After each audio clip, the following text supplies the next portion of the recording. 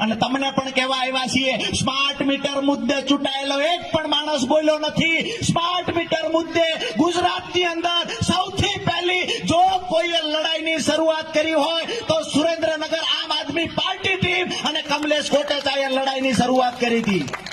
ક્યારેય આ વાતને ભૂલતા નહીં.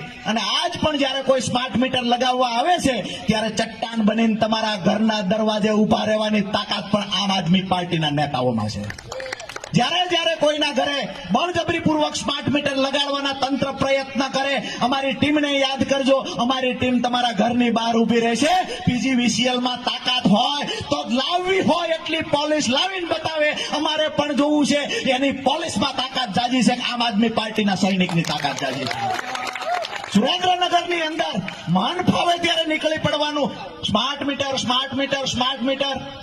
અત્યારે રજૂઆત કરવા જાવ, નવું મીટર લેવા, નવું કનેક્શન લેવા, તો કહેવામાં આવે કે મારી પાસે સ્માર્ટ મીટર સિવાય બીજું મીટર નથી.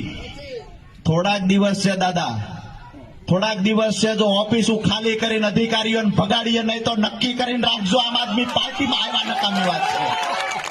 જે લોકો સમજે છે કે બસ મનમાની ચલાવી લેશું, ભાજપના બે નેતાઓ સાથેના સંબંધ હોય, ધારાસભ્ય સાથે સંબંધ હોય, એટલે લાઇનમેન થી લઈ અને પીજીવીસીએલ નો અધિક્ષક ઇજનેર એવું સમજે છે અહીંયા રહેલા